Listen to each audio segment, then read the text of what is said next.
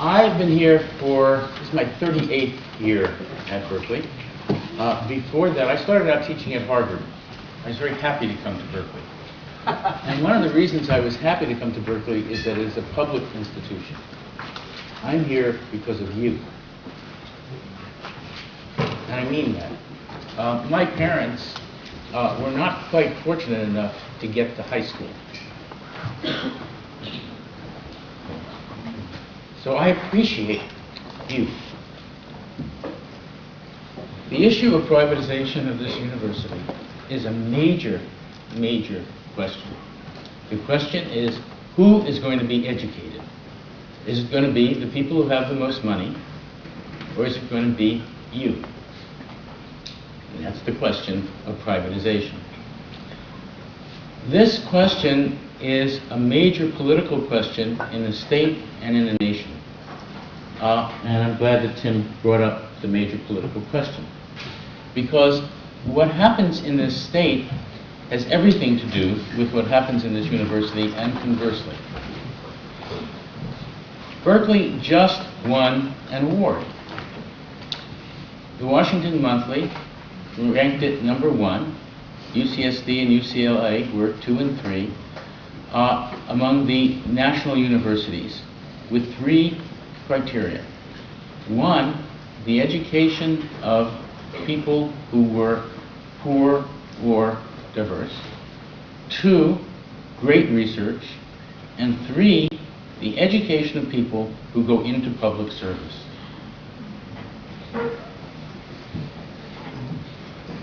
That's what this university is about.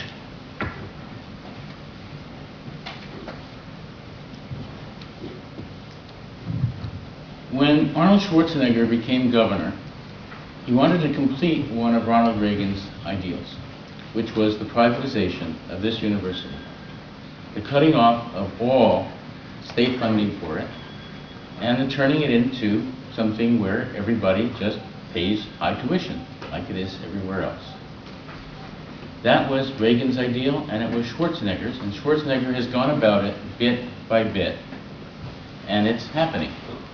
And we now have an administration that sees that as inevitable. Now, the reason it sees that as inevitable is that the legislature has been going along cutting funding. Now, why is this? There's a bit of a history. In the 1970s, there passed a proposition called Prop 13, which was supposed to be, according to the advertisements, protection for little old ladies who had bought their houses in the 1950s for $25,000 to $50,000, and then they went up in assessments to $250,000 to $500,000, and the little old ladies couldn't pay their taxes. And so the idea was to, keep them in their houses. That's not a bad idea. And so we passed Prop 13, which had a number of hidden parts. One part that most people didn't quite realize was that most of the property owners that were affected by that were corporations. That is, we now have most of the properties. Corporations don't sell their warehouses and corporate headquarters that often, right? They mostly keep them. The assessments on corporate property in this state that were there when Prop 13 passed have not gone up. Those corporations are paying taxes from the 1970s. The difference between that and what they would pay under current assessments is roughly $5 billion a year. $5 billion. Also, part of Prop 13 was something that said that if a city or the state legislature wanted to raise taxes, they needed a 2/3 vote, a so-called super majority. Now, let me speak for a minute as a linguist. A super majority sounds even more democratic than a majority.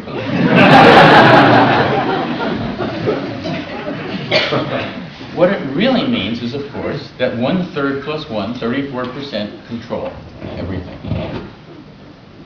At a local level, what this has meant is the destruction of the educational system of this state. When I moved here, California had one of the country's very best educational systems, K through 12. It's now, what, 49th? We're at the Mississippi level because of Prop 13 and local taxes. But in the legislature, it's as bad or worse. I was called in several months ago by a group of state senators, about half of the state senators, because they were at their wits' end before they were trying to reach a budget agreement.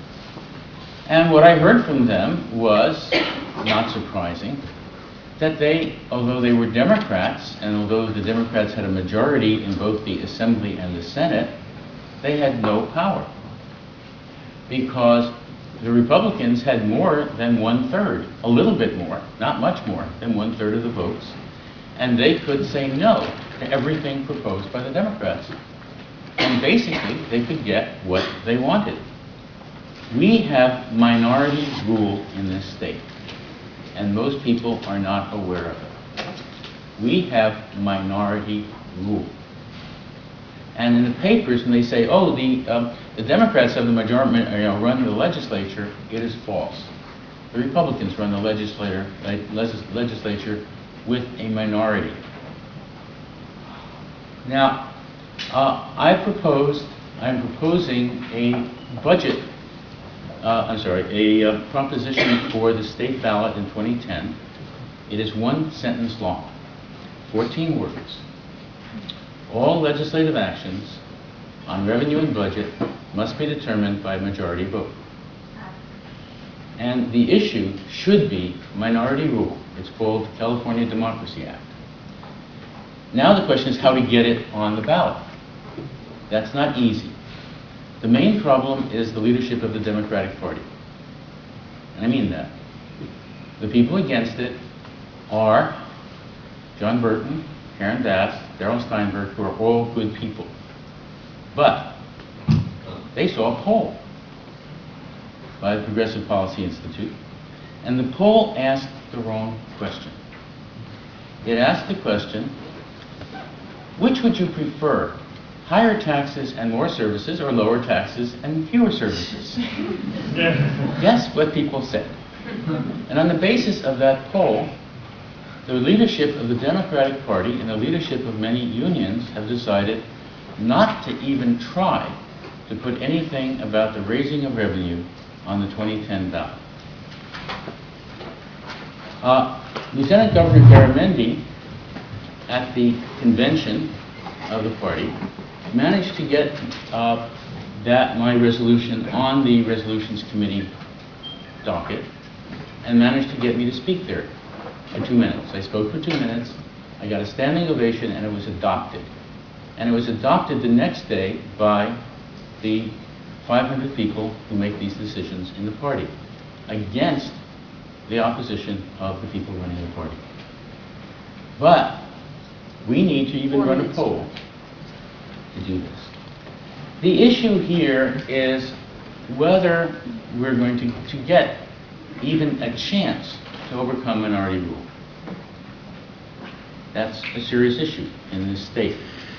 Right now, the university administration is not doing anything to help.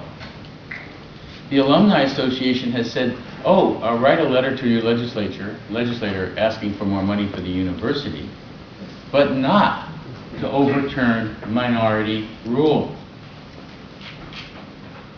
You and your parents and their friends and our alumni should be doing that.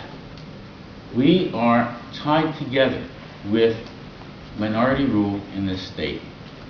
It is crucial.